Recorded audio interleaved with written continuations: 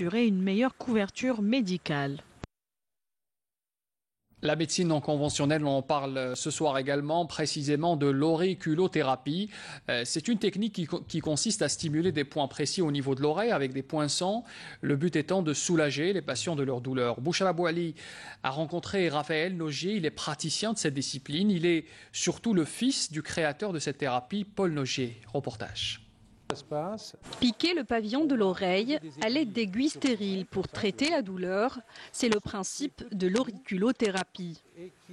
Nous avons voulu tester pour vous cette pratique de médecine non conventionnelle qui promet d'atténuer sensiblement et immédiatement les souffrances du patient. Pour ce faire, nous avons été confiés aux soins du docteur Raphaël Nogier, venu former des médecins algériens en la matière.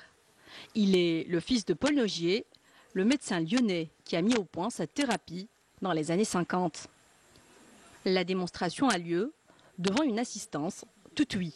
Elle a une difficulté à tourner la tête sur la droite. Lorsqu'il y a un trouble moteur, on va généralement regarder sur la face postérieure, c'est la face mastoïdienne. Donc, on va regarder derrière, à peu près à ce niveau-là, s'il a un point qui sonne.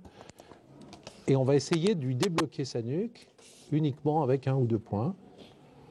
Et on cherche derrière donc des points de moindre résistance électrique cutanée. Alors il y en a un ici. On va voir. Donc ça correspond, je vais vous dire exactement où. Celle-là, il est un peu haut. Ça correspond à la 2e, 3e vertèbre dorsale. Le résultat est bluffant. Au bout d'une séance de quelques minutes, la douleur est nettement moindre. Beaucoup mieux. C'est toujours aussi... Franchement, je suis épatée. Ah, franchement. Vous avez vu à gauche, elle ne tournait pas autant. Il ne faut plus répéter ce mot-là. Et là, elle n'a plus de contracture, je le sens. Toutes les douleurs, qu'elles soient métaboliques, neurologiques, traumatiques, on peut traiter par l'auriculothérapie. Et ensuite, ce sont les troubles fonctionnels, c'est-à-dire la constipation, les diarrhées motrices, etc. Les fatigues, et puis les troubles mineurs psychiatriques, l'anxiété, la dépression, etc., des dépressions réactionnelles, puis les troubles de l'addiction, traités contre le tabac, contre l'alcool. L'auriculothérapeute lyonnais met un point d'honneur à faire le distinguo entre l'auriculothérapie et l'acupuncture de l'oreille, qui, elle, est d'origine chinoise et qui avait un usage limité à 2 ou 3 points. Paul Nogier, lui, a établi une cartographie de l'oreille présentée à l'OMS, qui a standardisé 43 points en 1990.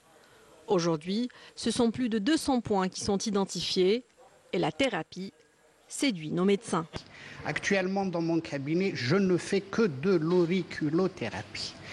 Et le résultat est impeccable, la preuve que j'ai des hospitalo-universitaires qui viennent se soigner dans mon cabinet. Je l'utilise depuis peu, je dirais depuis presque 1 année. Et là, franchement, si votre question va venir en me disant est-ce que vous avez pu constater qu'il y a une nette différence par rapport à ce qu'on se faisait dans la médecine allopathique, je vous dirais oui. On veut sortir un petit peu de la monotonie de la prescription du médicament dans le souci d'apporter un mieux à nos patients d'autres techniques médicales qui sont moins coûteuses, moins onéreuses et dont les résultats sont souvent plus meilleurs.